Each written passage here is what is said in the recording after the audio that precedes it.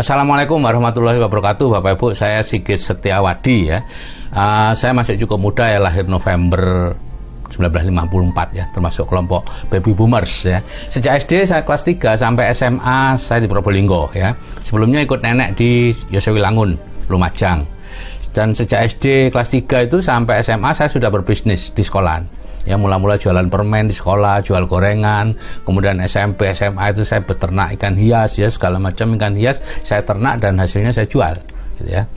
Nah, kemudian saya lulus SMA, kuliah di kedokteran UNER, masuk 73, keluar 80 ya. Saat wisuda alhamdulillah saya dapat predikat lulus tercepat ya, karena saat itu pendidikan dokter di UNER itu 8 tahun dan saya bisa memotong 7,5 tahun ya. Nah, selama di kedokteran saya bertukang itu membuat meja belajar, rak buku dan lain-lain untuk teman-teman yang kaya gitu ya. Nah, setelah lulus tahun 80 saya dinas di Puskesmas Kerek Kabupaten Tuban, kemudian ke Puskesmas Montong ya. Dan awalnya saya tidak ingin spesialisasi karena tidak mampu ya, tapi seorang teman Dr. Imam Wahyudi SPUG menyarankan saya untuk spesialisasi gitu ya. Dan akhirnya saya mengambil spesialisasi Obgyn di UNER. Dan lulus tahun 93 saya minta ditempatkan di Pacitan ya. 3 tahun kemudian saya minta pindah ke Malang. Nah, di Batu saya membuat rumah dan sekaligus klinik tempat saya praktek ya. Dan rumah dan klinik yang sekarang menjadi hotel itu saya buat sebagus mungkin karena saya berharap bisa tinggal di sana seumur hidup saya ya.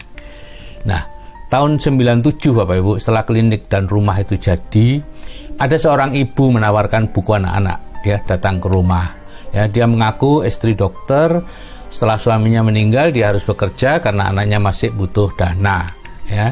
Dan saya pikir ya biasa sajalah, itu roda nasib ya, kadang di atas kadang di bawah gitu ya.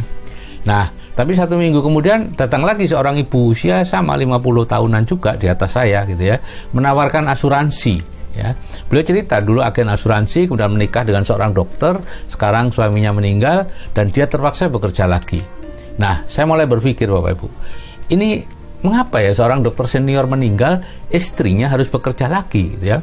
Padahal harusnya kan sudah banyak yang didapat. Besoknya di ruangan bidan Bapak Ibu, di Rumah Sakit Saiful Anwar Malang, ruang kandungan, ruang obstetri ya, ada ibu-ibu tua usia 50-an ya, sedang membagi-bagikan baju ke bidan ya. Dia janda dokter juga ya, sedang mengkreditkan baju. Wah, saya shock Bapak Ibu. Jika ada 1 orang janda dokter itu kebetulan, tapi kalau ada 3 janda dokter dipertemukan saya, pasti ada pesan dari atas yang harus saya cermati ya. Dan sorenya saya sudah tahu apa pesannya ya. Saat itu saya berdiri termangu di gazebo yang letaknya di Bukit Buatan gitu ya, di pojok belakang halaman rumah saya. Dari sana saya melihat kehidupan saya yang lumayan mewah, ada kolam renang, taman anggrek bulan yang indah ya, tempat bermain anak-anak yang lengkap. Jika terjadi sesuatu dengan saya, istri saya harus bekerja untuk membiayai semuanya itu gitu ya. Maka saya mulai membaca banyak buku-buku keuangan ya, dan tahun 99 kalau tidak salah ya, pada saat saya ke toko buku Gramedia, tiba-tiba ada 2 buku yang seperti meloncat ke depan saya gitu ya, dan saya akhirnya membelinya. Itulah buku Rich Dad Poor Dad dan Cash Flow Quadrant ya, dari Robert T. Kiyosaki. Saya membacanya dan semakin shock saya membaca buku itu.